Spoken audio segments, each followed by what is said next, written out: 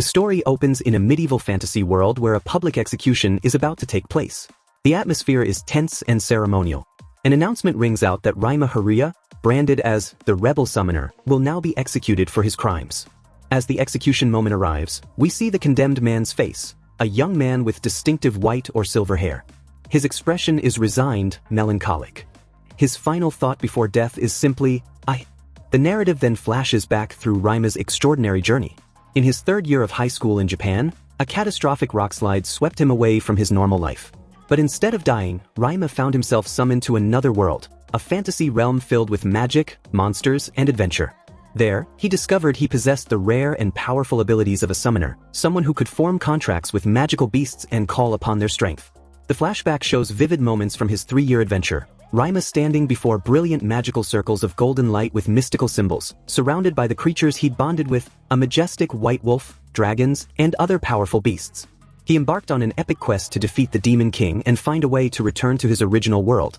There's a nobleman raising a glass in celebration, Raima surrounded by grateful townspeople and his loyal summoned creatures, and tender moments sharing meals with an elderly mentor figure who seemed to care for him deeply. Raima experienced genuine happiness and purpose in this world. His face shows peace and contentment, with flower petals drifting around him like a promise of better days. But then we return to the execution platform. The grim reality crashes back. Despite saving the world from the Demon King, despite his heroic deeds, Raima now kneels before executioners. The crowd murmurs below, their voices filled with conflicted emotions. One spectator notes it's a miracle he even survived this long. Another acknowledges understanding why the authorities would fear a summoner powerful enough to defeat the Demon King himself. A third agrees that such overwhelming power naturally breeds fear in those who rule. 2 officials, one in armor, another in formal military dress with a fur-trimmed cape, stand before Raima. One speaks the final farewell, then, "Goodbye, Raima-dano." There's a hint of regret in those words, suggesting these men once respected or even admired him. The scene shifts to darkness. Raima kneels alone in shadow, ornate doorways with dragon motifs looming around him. In these final moments, his thoughts turn not to himself but to those he's leaving behind. Even in a moment like this, the only thing on my mind is my summoned beasts. And I truly wish I could never come to despise the people living here. I truly love those strong yet lonely ones who don't cry. Despite being betrayed and condemned by this world's authorities, Raima holds no hatred for the common people or even his summoned creatures. His heart remains kind. An executioner's blade gleams in close-up. Raima's inner voice continues, heavy with regret. Not being able to see all of them again is what I regret the most. That maybe there was another way. He wonders if this terrible ending could have been avoided somehow. The scene becomes surreal, a dark, stormy sky with lightning crackling across it. The silhouette of a massive beast appears barely visible through the turbulence, as if sensing their master's imminent death. Raima thinks, there are so many things I want to say, so many words I need to make, so much gratitude I need to express. His face appears peaceful despite the tears, eyes gently closed. But with the little time I have left, the only thing I can leave behind is just those words. He's accepted his fate. A giant eye suddenly appears in the darkness, staring with otherworldly intensity, perhaps one of his summoned beasts, watching from beyond. Raima's final thoughts to them. For being useless? I'm sorry. Then, shockingly, Raima's eyes snap open wide. His face fills with complete surprise and confusion. He gasps, "Everyone!" Everything changes. Instead of the execution platform, Raima finds himself lying in a hospital bed in what appears to be a modern medical facility. It can't be. Were those 3 years just a dream? Is this my room? Confusion wars with hope and disbelief. Then his eyes widen with shock. Something's wrong. A dark, monstrous hand materializes, reaching toward him through crackling energy and debris. What is this? His battle instincts kick in immediately. A curse. But Raima isn't helpless. His face becomes illuminated by glowing light, his expression shifting from shock to cautious determination. He speaks aloud the words of power he learned in that other world. Curse dispelling. Small particles drift through the air like fireflies, the magic responding to his will. It's working. He can still use his powers. 2 more spells follow in quick succession. So, after all, can I assume that was real too? The execution must have somehow failed, or perhaps triggered his return to this world at the moment of death. He sits back down, contemplating his situation while gazing toward the window. Now that I think about it, what year is it even? The year after that. He then suddenly gets shocked, because on the outside of the window there are dragons flying around. And while he is watching the dragons, someone says it can't be, which was the nurse, and she started to run towards the doctor by screaming that he woke up.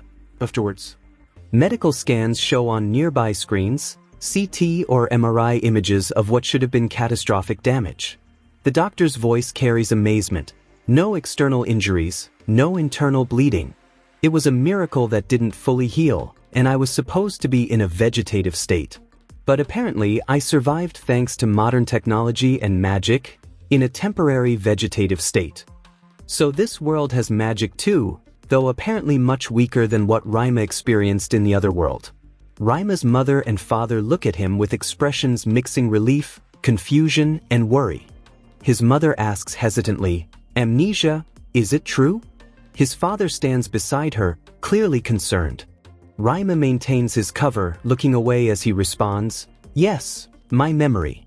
I, who am an imagined landscape." He's playing the role carefully, pretending his memories are hazy and unreliable. "The only problem is my memory, right?" he confirms, deflecting their concerns. He then goes on by thinking to himself that he don't know anything about this world, except they are his parents. As a result, he says sorry to his father, but then his father says that accident wasn't his fault, so he shouldn't need to worry about it. But he still says sorry because he can't remember his own parents, to which his father replies it's okay. And then both of them hugs him by saying they are just glad he is alive. He observes carefully, His thoughts note, the Japan I know. Definitely. But something's off. This isn't exactly the Japan he remembers.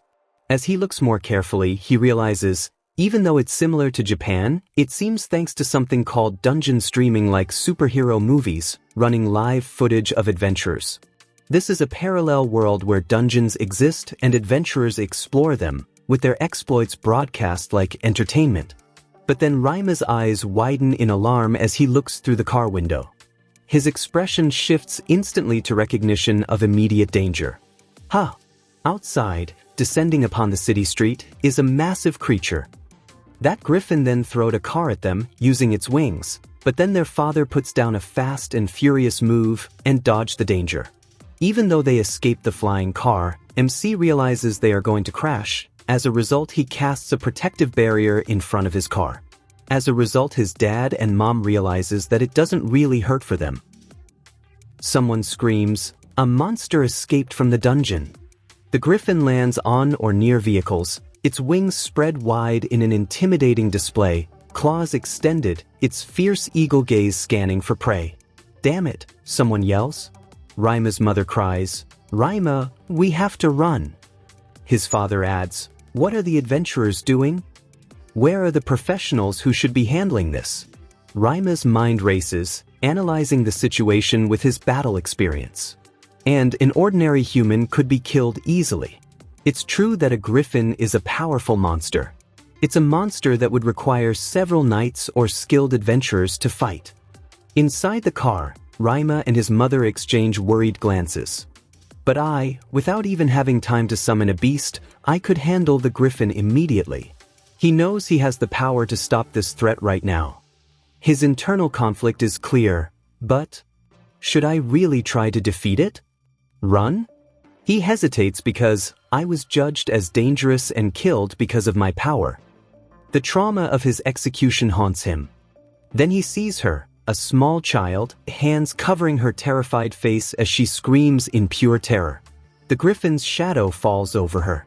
Rima's expression hardens instantly with resolve.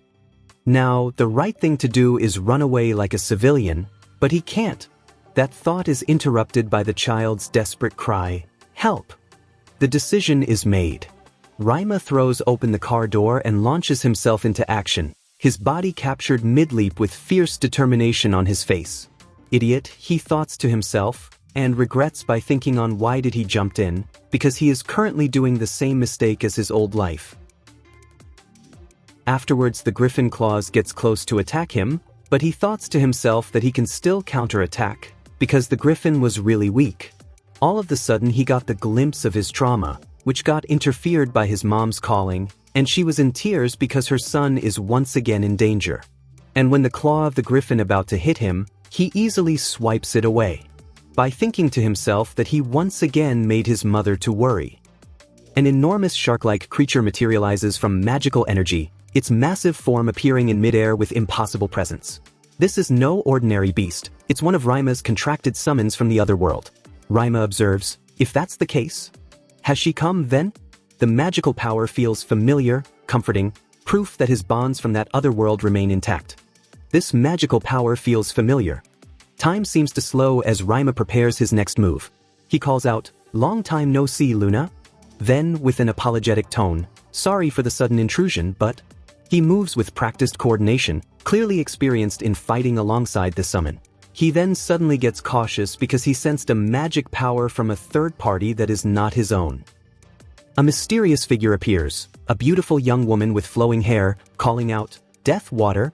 Water magic manifests with lethal precision, forming a blade-like attack that strikes the griffin with crushing force.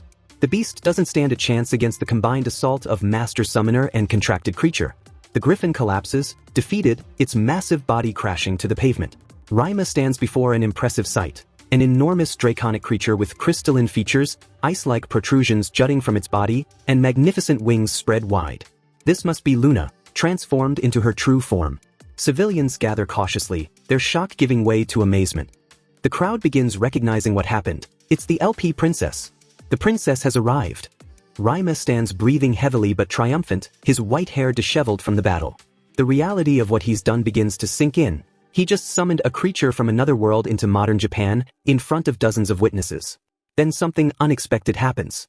A young woman with light-colored hair approaches, wearing a distinctive outfit, a white shirt, black corset-style top, and a short skirt with thigh-high socks. Her expression shows concern mixed with recognition. "Are you okay?" she asks, her voice gentle but worried. She looks at Rima with eyes that seem to see more than just a random civilian who helped in a crisis. She then goes on by calling him by his name, and says when did he came out of hospital. Afterwards his father calls that girl by her name, by saying thanks to her. To which she replies that helping is natural. Meanwhile he gets into a deep thoughts. Because the girl that's standing in front of him is the same girl that used to be his childhood friend, before he got reincarnated from Japan. Meanwhile she blushingly calls his name, after that his father tries to explain to her about his amnesia, but he stopped him, and says to his father that he will explain. Ayane's face shows mixed emotions, hope, sadness, longing. She's clearly struggling with the fact that Rima doesn't remember her. She attempts to jog his memory. Is this a joke? Her voice wavers. It's not. Rima maintains his cover story, looking down. You see, I have amnesia now, so I don't know who you are. Are you serious? Ayane's expression crumbles, tears threatening to spill. The news hits her like a physical blow. I'm sorry, Rima says quietly, guilt evident despite his amnesia being fabricated. Ayane fights to compose herself, forcing a smile through obvious pain. I'm Yukinaki Ayane, your childhood friend. She's trying to be strong, to not make this harder for him than it already is. The scene shifts as they move away from the battle site. Ayane walks beside Rima, trying to remain cheerful despite her heartbreak. Hey, Rima, she says with forced brightness. If you want, will you call me next time? She's offering him a way to reconnect, to rebuild their friendship from scratch. I'll tell you a lot of things. Rima nods, appreciating her kindness. He can see the effort she's putting into being supportive. Ayane smiles more genuinely now, though sadness still lingers in her eyes. Honestly, I'd love to show you how to call me anytime you want to hang out. I have been anxious about something. It's not possible to not call, right? She's already worrying about whether he'll actually reach out, whether their connection can survive this apparent amnesia. For now, see you later. Rima confirms her name, showing he's at least trying to remember. Yes, I promise, Ayane responds with a hopeful smile. The scene transitions to nighttime. Rima's modest family home sits quiet under the moon, its simple architecture typical of suburban Japan. Inside, Rima lies alone in his room, staring at the ceiling in the darkness. His mind churns with new information, trying to make sense of this parallel world. On his computer screen glows research about this Earth's strange history, 50 years ago, dungeons and the other world filled with monsters. He continues reading. Did humanity develop thanks to the blessing of the dungeon? This world's timeline diverged from his original Earth decades ago, when dungeons suddenly appeared and fundamentally changed civilization. Rima processes this revelation. Obviously, in my original world, there were no monsters, no magic. He compares his memories carefully. Nor did fantasy invade everyday life. His original Japan was completely mundane, technological but not magical. He reads further about this world's mechanics. Is this what they call a parallel world? The terminology feels surreal. The unpleasant premonition intensified. And that premonition became reality. I uncovered after a brief search of my domestic facts through an unknown diary. Someone in this world kept records that helped him piece together the truth. But one crucial thing remains consistent. But apart from that, everything is the same. He looks at a glowing photograph on his desk. It shows younger versions of himself and Iane, along with what appear to be his parents. My family, the era, and above all. His gaze lingers on the smiling girl in the photo. My childhood friend is definitely alive. And she's really the same girl here. The weight of this realization settles over him. In both worlds, across different realities, Iane exists. Their connection transcends dimensional boundaries. Rima sits up, running his hands through his hair in frustration. I didn't return to my original world after all. The truth he'd been avoiding crashes down. He never made it back home. Instead, he arrived in this parallel Earth where magic and monsters are real, where dungeons the landscape, everything about this world except for the fantasy elements. If I think about it, this body belongs to the Rima of this world and this isn't his original body. It belongs to the Rima native to this parallel Earth, the one who survived the rockslide accident and lay in a coma for 5 months while his consciousness inhabited a fantasy realm. His thoughts drift to an uncomfortable possibility. Better stop there. No point in dwelling only on the negative. There's a darkness to that train of thought he doesn't want to follow. What happened to the original consciousness of this body? Did they swap places? Is the other Rima now in the fantasy world? That's right, Luna. Rima suddenly remembers, sitting up straighter. His contracted beast materialized earlier today, proof that his connections from the other world followed him here. In his room, something shifts in the shadows. A figure emerges, or rather, begins to materialize. What are you doing? A beautiful woman appears, standing in his modest bedroom. She has flowing silver white hair, pointed ears suggesting non-human heritage, and wears an elegant black outfit with a corset. Her appearance is ethereal, otherworldly, clearly not human. This is Luna in her humanoid form. Hey master, I think I deserve a reward for having hidden all this time, Luna says with a playful smile. Her voice carries affection mixed with mild reproach. She's been here the whole time, invisible or incorporeal, waiting patiently. Rima explains, she was the first summoned beast I made a contract with, and my travel companion for 3 years in that other world. She is Luna Fangfrost, the bluish silver wolf. Luna isn't just any contracted beast, she's his first, his most trusted companion, someone who fought beside him through countless battles. Will you let me pet this time? She asks hopefully, approaching him. Rima regards her with fond exasperation. It's just, I've been here for 6 hours ever since you summoned me, Luna complains with mock indignation, her wolf ears drooping slightly for effect. She's been patiently maintaining her concealment since the battle, waiting for privacy to reveal herself fully. Rima can't help but smile slightly at her theatrics. All right. He relents to her request, knowing she's earned this small comfort after her patience. She moves closer, allowing him to pet her head and ears. In this moment, the stress and confusion of the day melts away slightly. But then Luna's expression shifts to concern. Why are you crying? She asks softly, noticing tears streaming down Rima's face. Master? Luna's voice carries gentle worry. No, it's just that. Rima tries to explain, his voice catching.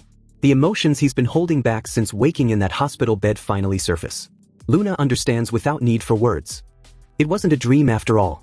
She settles closer to him, offering comfort. The depth of Rima's relief becomes clear in his thoughts. Master is still a crybaby, just like always. It's okay because I'm here. Luna's presence, her familiar warmth and personality, it proves beyond doubt that everything was real. My companions really do exist, Rima confirms through his tears. Rima finally asks the crucial question. Right, Luna, are the others safe?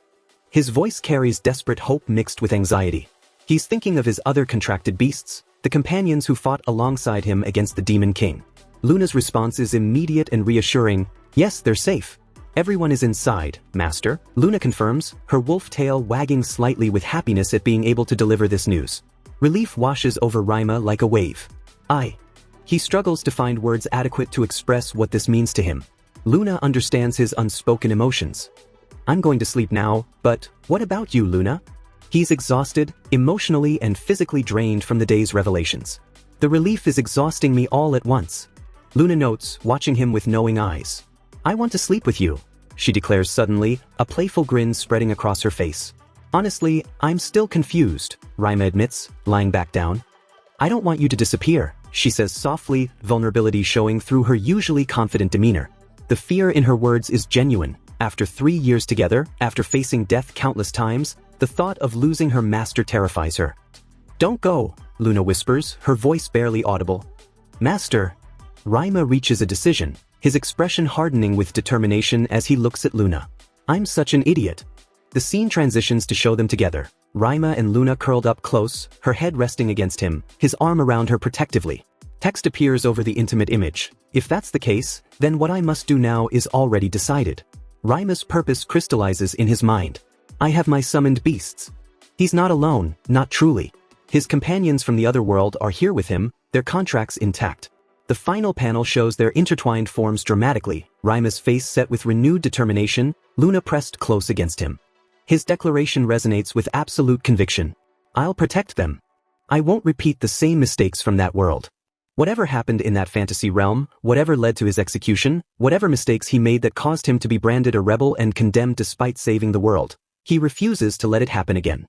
This time, with the wisdom of experience, with knowledge of how good intentions can be twisted into accusations, he'll forge a different path. He won't let his power make him a target. He won't let his companions suffer. He won't allow fear and politics to destroy the bonds he's fought so hard to create and maintain. Hi guys, first of all sorry for the delay upload. I am the new script writer for Isabella-chan, and this was a test video. If you watched till the end, show some support by liking the video, which will make me the permanent script writer for this channel, and with that I will make 2 hours videos for you guys to watch and relax while you are eating food.